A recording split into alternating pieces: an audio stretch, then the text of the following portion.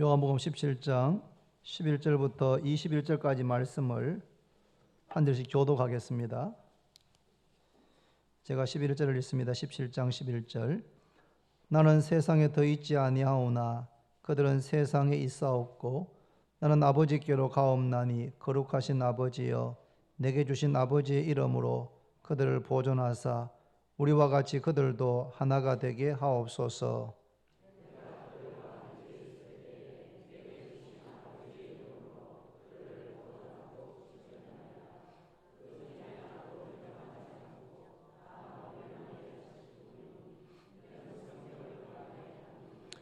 지금 내가 아버지께로 가오니 내가 세상에서 이 말을 하옵는 것은 그들로 내 기쁨을 그들 안에 충만히 가지게 하려 함이니이다.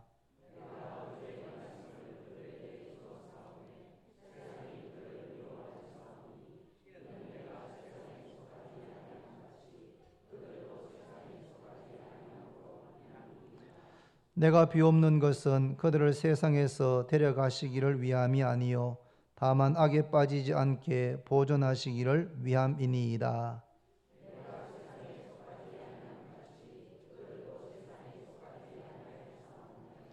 그들을 진리로 거룩하게 하옵소서. 아버지의 말씀은 진리니이다.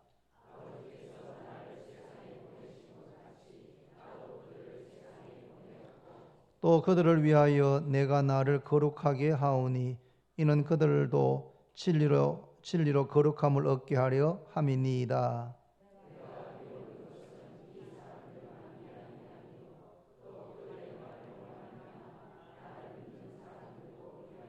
같이 읽습니다. 아버지여 아버지께서 내 안에 내가 아버지 안에 있는 것 같이 그들도 다 하나가 되어 우리 안에 있게 하사 세상으로 아버지께서 나를 보내신 것을 믿게 하옵소서. 아멘. 예수님께서 잡히시던 밤에 떡을 가지시고 떡을 떼어서 제자들에게 주시면서 이것은 너희를 위하는 내 몸이니 이것을 행하여 기념하라 라고 하셨습니다. 우리가 조금 후에 받아서 먹게 되는 이 조그마한 빵 조각은 그냥 빵이 아닙니다. 예수님께서 우리를 위해서 채찍에 맞아서 터지시고 목과 창에 찔려서 찢겨진 예수님의 몸을 기념하는 그러한 빵입니다. 식후에 또 잔을 가지시고 제자들에게 나눠주시면서 이 잔은 내 피로 세운 새 언약이니 이것을 행하여 마실 때마다 나를 기념하라 라고 하셨습니다. 우리가 떡을 먹고 양옆에 장로들이 가서 잔을 받아 마시게 되는데 그 잔은 그냥 포도주가 아닙니다. 예수님께서 우리를 위해서 흘려주신 피, 우리의 죄를 사하시기 위해서 흘려주신 예수님의 보배로운 피를 기념하는 포도주입니다. 우리 교회는 매년 2번씩 봄, 가을로 성찬식을 하는데 그 목적은 우리를 위해서 고난받으시고 죽으신 예수님의 죽음, 예수님의 십자가 죽음을 기념하고 기억하기 위해서입니다. 예수님은 지금 어디 계십니까? 어디 계십니까? 부활하시고 성천하신 예수님은 하나님 보좌 우편에 계시다고 성경은 말씀합니다. 로마서 8장 32절에 따르면 누가 정죄하리요? 죽으실 뿐 아니라 다시 살아나신 이는 그리스도 예수시니 그는 하나님 우편에 계신 자요. 그는 하나님 우편에 계신 자요. 우리를 위하여 간구하시는 자신이라. 예수님은 부활하시고 성천하신 다음에 하나님 보좌 우편에 계십니다. 할렐루야. 우편에 계실 뿐 아니라 우리를 위하여 간구하고 계신다. 하나님 보좌 우편에 계시면서 우리를 위해서 기도하고 계신다고 성경은 분명하게 말씀하고 있습니다. 어떤 분들은 어머니가 혹은 아버지가 시골에 계시면서 장로님, 권사님이셔서 나는 새벽 기도를 못 나가지만 우리 어머니, 우리 아버지는 새벽마다 교회에 나가셔서 기도하시는 분들 계실 겁니다. 그런 분들은 나는 기도가 좀 부족해도 든든합니다. 왜냐하면 어머니, 아버지가 날 위해서 새벽마다 기도하시는 그 기도가 있기 때문에 마음에 든든한 마음을 가집니다. 상대적으로 집안에서 제1대로 예수를 믿는 분들, 아무도 아직까지 예수를 믿지 않고 부모님도 믿지 않고 형제자매도 믿지 않고 내가 우리 집안에서 첫 번째로 예수 믿는 분들은 때로는 나는 참 믿음 생활이 참 힘들구나. 왜냐하면 날 위해서 기도하는 분들, 날 위해서 기도해 주시는 아버지도 어머니도 그 누구도 없어서 난 참 외롭고 힘들다. 그렇게 느끼시는 분이 혹시 계시다면 꼭 기억하십시오. 예수님께서 하나님 보좌 우편에서 지금도 우리를 위해서 기도하고 계시는 줄로 믿으시기를 바랍니다. 그렇다면 예수님께서 우리를 위해서 무슨 제목으로 기도하고 계시겠습니까? 우리가 그것을 다 알 수 없지만 오늘 말씀을 통해서 몇 가지 주님의 기도의 제목들을 한번 미루어 짐작해 보려고 합니다. 요한복음 13장부터 17장까지를 가리켜서 다락방 강론이라고 부릅니다. 주님께서 잡히시던 날 밤에 제 아들과 함께 유월절 만찬을 드시면서 떡을 나누어 주시면서 이것을 먹고 나를 기념해라. 잔을 주시면서 이것을 먹고 나를 기념해라. 그렇게 성찬식을 제정하시고 난 다음에 겟세마네 동산으로 가시기 전에 다락방에서 여러 가지 말씀을 제 아들에게 들려주셨는데 그 내용이 13장부터 17장까지 상당히 많은 분량, 산상보훈의 내용보다도 어쩌면 더 많은 분량의 말씀을 하셨는데 그것을 가리켜서 다락방 강론이라고 부릅니다. 다락방 강론의 핵심되는 내용은 두 가지입니다. 첫 번째는 제자도입니다. 제자도. 예수님을 따르는 제자가 된다는 것은 다른 것이 아니고 종이 되어서 주님께서 제자들의 발을 씻겨주신 것처럼 내가 주와 선생이 되어서 너희 발을 씻겼으니 너희도 서로 섬기는 것이 마땅하다. 주님의 제자가 되는 것 다른 게 아닙니다, 여러분. 섬김을 받기보다는 섬기는 자로, 섬기려고 하는 억지로가 아니고 기꺼이 섬기는 마음으로, 섬기려는 마음으로 교회에서, 가정에서, 일터에서 그렇게 살아간다면 그게 바로 예수 그리스도의 제자의 삶의 모습입니다. 성경에 대한 지식은 많고 교회 생활도 오래 했는데 끊임없이 섬김을 받고 싶어하는, 끊임없이 섬김을 받고 싶어하는 그런 마음이 있다면 아직까지 주님의 제자의 모습에서는 거리가 먼 것입니다.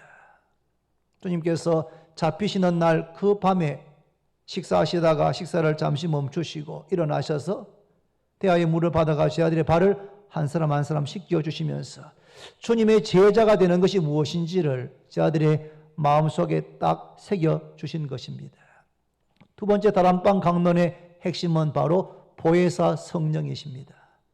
제 아들은 지금 불안해하고 있습니다. 왜냐하면 주님께서 자꾸 어디론가 떠나실 것처럼 자기가 곧 죽으실 것처럼 말씀하기 때문에 제 아들은 너무 불안했습니다.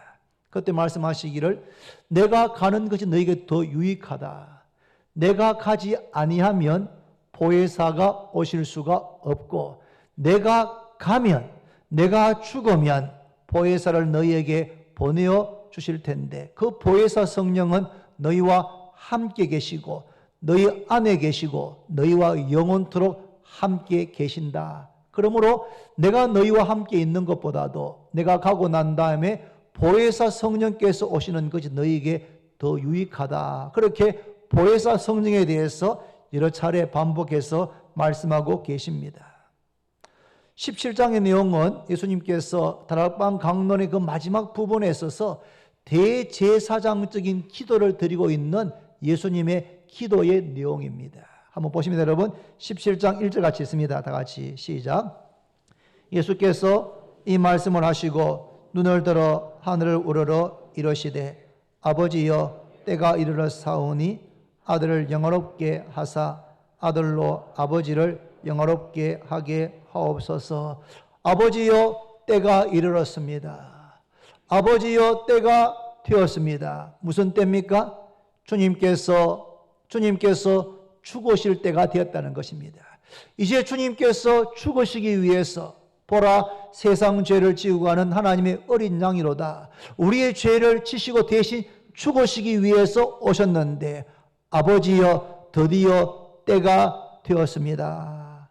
아들로 영화롭게 하여 주십시오. 어떻게 영화롭게 합니까? 주님께서 십자가를 지실 때 그 십자가를 잘 감당할 수 있도록 도와주시고 속죄의 죽음을 지고시고 난 다음에 3일 만에 사망의 권세를 깨뜨리고 다시 예수님을 살아나게 하심으로 아들을 영화롭게 해 주시기를 기도하고 있습니다. 그뿐 아니라 아들로 아버지를 영화롭게 하옵소서. 예수님의 순종, 예수님의 십자가 죽음을 통하여서 구원을 완성하시고 구속의 길을 열어놓으심으로 아버지를 영화롭게 해주시기를 그렇게 기도를 시작하고 있습니다.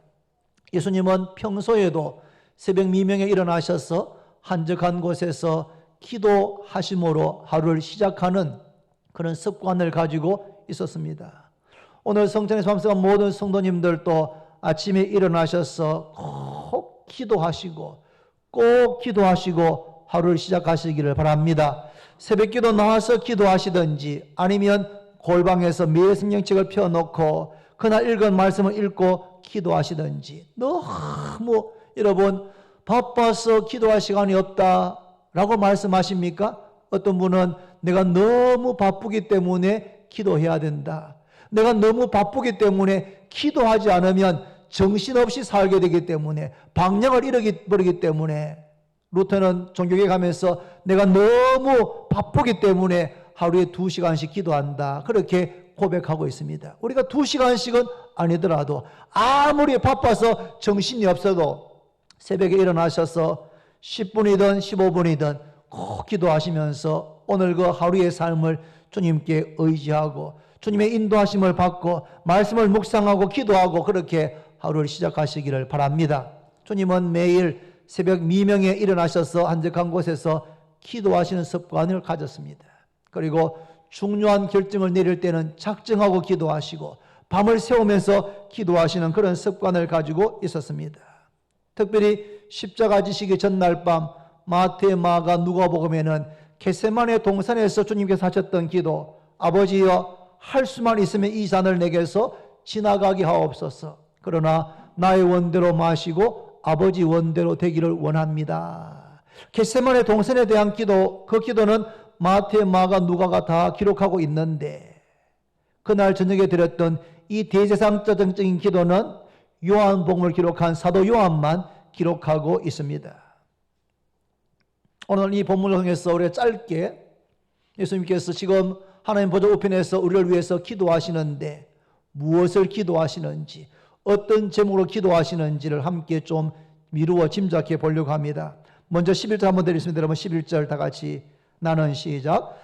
나는 세상에 더 있지 아니하오나 그들은 세상에 있사옵고 나는 아버지께로 가옵나니 거룩하신 아버지여 내게 주신 아버지의 이름으로 그들을 보존하사 우리와 같이 그들도 하나가 되게 하옵소서. 예수님의 간절한 소원, 간절한 첫 번째 기도 제목은 우리와 같이 그들도 하나가 되게 하옵소서. 우리와 같이, 우리가 누굽니까? 우리 성부, 성자, 성령 하나님. 우리와 같이 성부, 성자, 성령 하나님은 영원 전부터 영원까지 하나이십니다. 성부, 성자, 성령은 구분되어지지만 분리되지 않는, 구분되어지지만 성부, 성자, 성령이 세 신이 아닙니다, 여러분.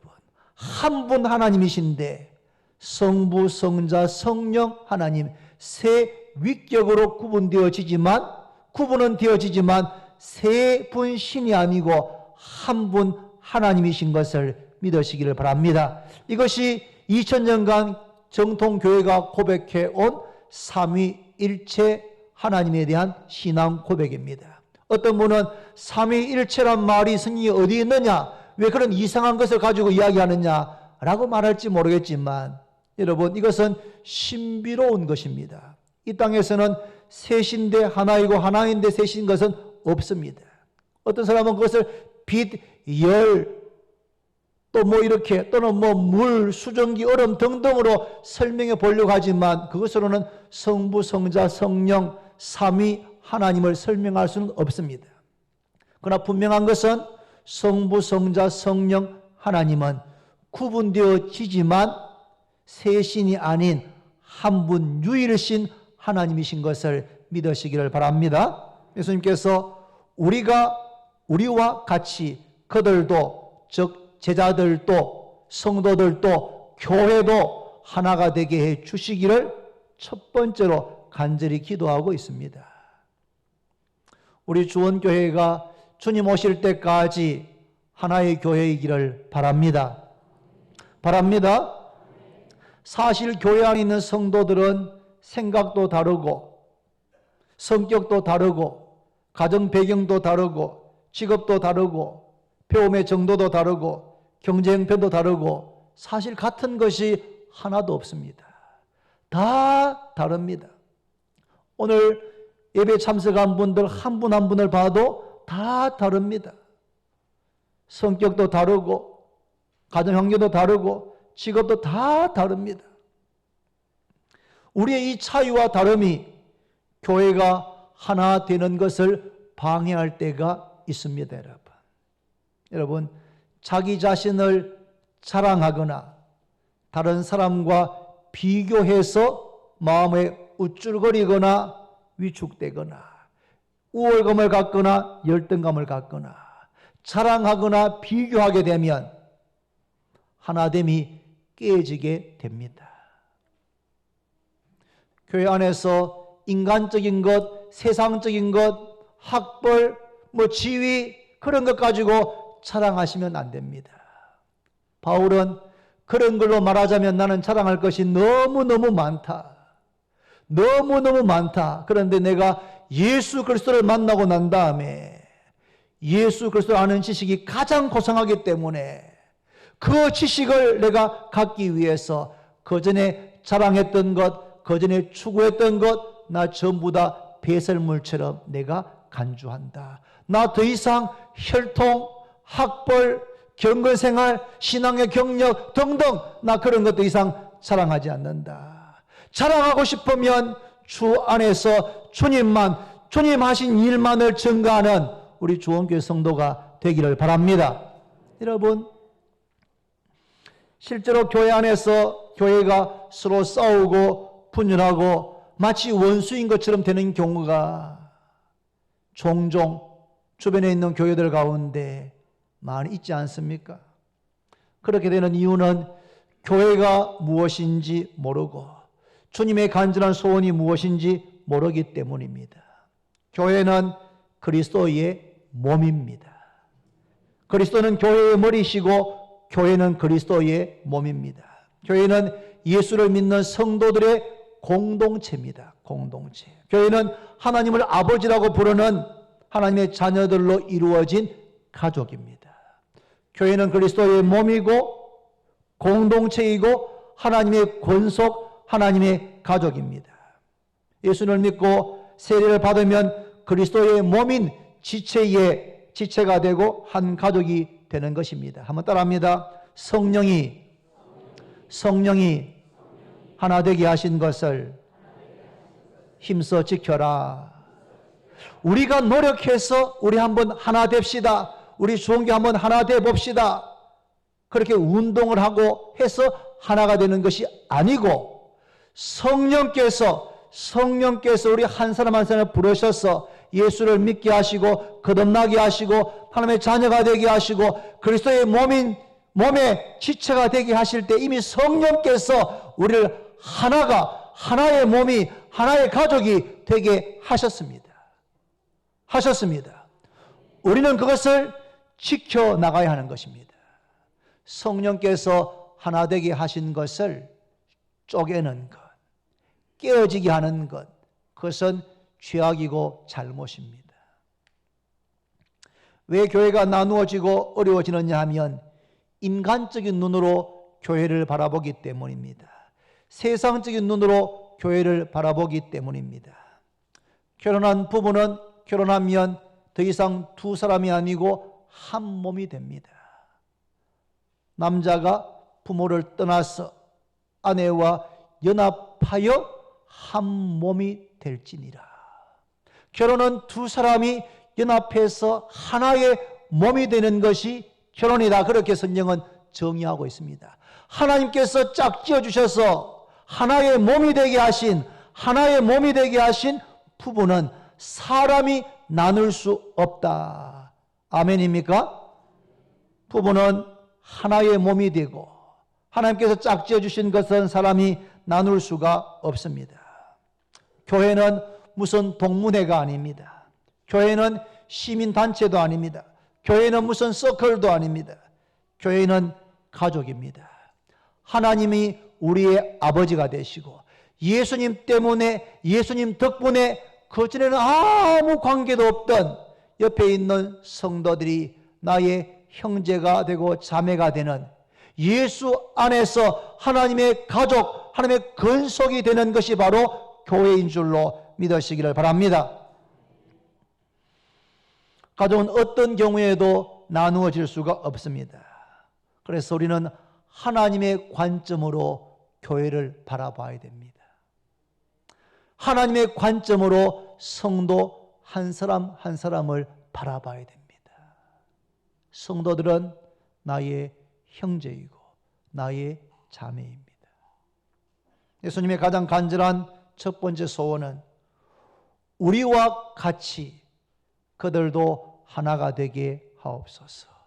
성부, 성자, 성령 하나님이 하나이신 것 같이 주원교회가 지난 50년간 하나였던 것처럼 주님 다시 오실 때까지 하나가 되게 하옵소서. 그렇게 주님은 지금도 하나님 보좌 우편에서 기도하고 계시는 줄로 믿습니다. 두 번째 간절한 기도의 제목은 뭐냐 하면 15절입니다. 여러분 15에서 17절 같이 읽습니다. 내가 비옵는 것은, 시작, 내가 비옵는 것은 그들을 세상에서 데려가시기를 위함이 아니요 다만 악에 빠지지 않게 보존하시기를 위함이니이다. 내가 세상에 속하지 아니함 같이 그들도 세상에 속하지 아니하였사옵나이다. 그들을 진리로 거룩하게 하옵소서. 아버지의 말씀은 진리니이다. 예수님은 성도들이 악에 빠지지 않기를 기도하고 계십니다. 악에 빠지지 않기를. 왜냐하면 예수 믿는 성도들, 하나님의 자녀들을 악에 빠뜨리려고 하는, 우리의 삶을 도둑질하고 우리의 삶을 파멸시키고 멸망시키고 죽이려고 하는 원수가 있기 때문입니다. 그 원수가 누굽니까? 마스방 마귀가 우는 사자와 같이, 굶주린 배고픈 사자가 먹이를 찾는 것과 같이, 우는 사자와 같이 두루다니며 삼킬 먹이를 찾고 있다. 그런 먹잇감을 찾게 되면은 그를 아예 악에 빠뜨리고 시궁창에 집어넣고, 그래서 하나님의 자녀인데 종처럼, 세상의 종, 마귀의 종, 죄의 종처럼 살도록 만드는, 아무런 능력, 아무런 영향력도 없이 만드는 것이 마귀의 최대의 목표입니다. 예수님은 악에 빠지지 않게 보존해 주시기를 지금도 기도하고 있습니다. 악에 빠지지 않는 것도 중요하지만 더 중요한 것은 적극적으로 거룩하게 되는 것입니다. 무엇으로 거룩하게 됩니까? 그들을 진리로 거룩하게 하옵소서. 아버지의 말씀은 진리이니이다. 진리가 우리를 거룩하게 합니다. 진리가 우리를 자유케 합니다. 우리를 거룩하게 합니다. 아버지의 말씀은 진리입니다. 아버지의 말씀, 하나님의 말씀, 성경 말씀으로 우리를 거룩하게 해 주시기를 기도하고 있습니다. 악에 빠지지 않고 진리의 말씀으로 거룩하시기를 바랍니다. 그러려면 이 하나님 말씀을 정말 가까이 해야 됩니다. 우리가 부흥회 때 부자가 아버지 아브라함이여 나사로를 보내셔서 저희 형제 5이 있는데 그들이 이 고통받는 곳에 오지 않게 해주십시오. 그럴 때 하나님께서 아브라함이 그들에게 모세와 선지자가 있다. 모세와 선지자는 바로 구약 성경을 가리키는 대명사입니다. 그들에게 하나님 말씀 성경이 있다. 그들에게 들으면 된다. 아닙니다. 아버지 아브라함이여. 죽은 자가 가면, 우리 집 대문 앞에 있던 죽은 그 거지 나사로가 살아서 가게 되면 우리 형제들이 동생들이 깜짝 놀라고, 아이고 그래요 우리 형님이 지옥에 가 있습니까? 우리는 회개하고 천국 가야 되겠습니다. 그렇게 할 겁니다. 그러니까 나사로를 꼭 보내주십시오. 그때 아버지 아브라함이 하나님께서 말씀하시기를 모세와 선지자에게 듣지 않는 자는 죽은 자 가운데서 살아서 가서 구원하여도 건함을 받지 아니할 것이다. 우리 생각에는 죽었다가 살아난 사람이 있으면은 그 사람이 수천만 명을 구원하고 전도할 것 같은데 그렇지 않다는 겁니다. 하나님 말씀에 귀를 기울이지 않으면 어떤 기적이 있어도 어떤 놀라운 일이 일어나도 믿지 않는다는 겁니다. 사랑하는 여러분, 우리가 이 말씀을 가까이 해야 됩니다. 이 말씀을 사랑해야 됩니다. 사랑해야 됩니다. 사랑해야 됩니다. 매일매일 읽으셔야 됩니다. 저는 가끔 주보에 이렇게 전사님께서 목사님 지난 주간에 통독하신 분입니다 하면서 저한테 이렇게 적어서 주십니다. 제가 깜짝 놀랍니다. 이야, 이분이 벌써 성경을 2독하셨구나. 이야, 이분 벌써 3독하셨구나. 이야, 집사 되신 지 얼마 안 되셨는데, 물론 그게 모든 걸 다 말하는 것은 아닙니다. 그러나 그것은 아주 중요한 한 가지를 말하는 것입니다. 뭐냐 하면 매일매일 성경 읽는 시간을 확보한다는 겁니다. 매일매일 성경을 사용해서 읽는다는 겁니다. 이것은 엄청난 일입니다.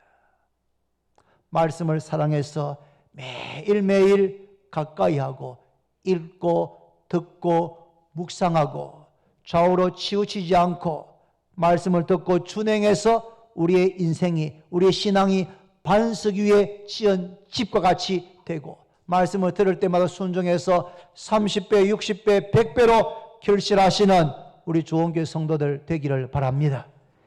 매일 성경 읽는 습관을 가져야 됩니다. 어떻게 하든지 간에 시간을 정하셔가지고 매일 성경을 좀 고집스럽게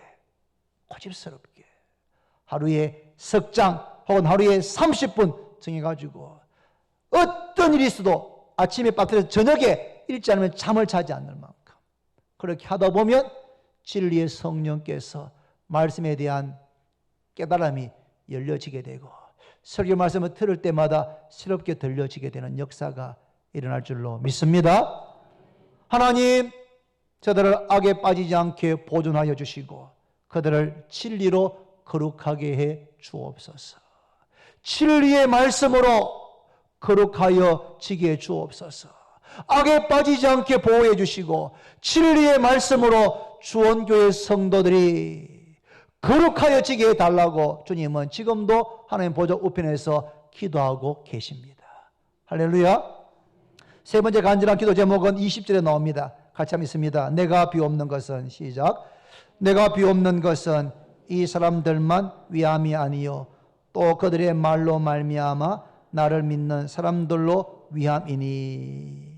주님은 대제사장으로서 영원히 살아계신 대제사장으로서 하나님 우편에서 기도하시는데 우리가 하나 되기를, 악에 빠지지 않고 진리로 거룩하게 되기를, 그렇게 우리를 위해서 기도하시는데 우리들만 위해서 기도하는 것이 아니고 이 사람들만 위해서가 아니고 그들의 말로 말미암아 나를 믿는 사람들도 위함이니.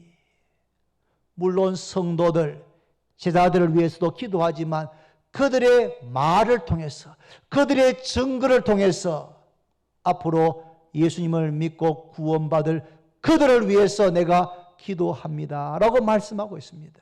여러분, 우리는 하나님의 축복의 대상이 아니고 축복의 뭡니까?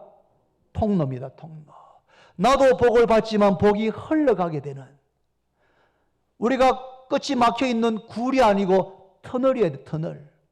축복이 흘러들어가서 꽉 막히면 안 되는 겁니다. 이 축복이 나를 통해서 나를 기름지게 하고 내 삶을 기름지게 하고 이것이 흘러가서 내 가족, 내 자녀들, 이웃들도 삶을 기름지게 만드는 축복의 통로가 되시기를 바랍니다. 아브라함을 부르셨습니다. 아브라함을 복에 거는 축복의 통로가 되어서 아브라함으로 인하여서 천하 만민이 복을 받게 하시는 것이 하나님의 계획이셨습니다. 말씀을 정리합니다. 여러분, 우리 잠시 후에 성찬을 함께 행하게 됩니다. 떡을 받아서 먹습니다. 잔을 받아서 마십니다.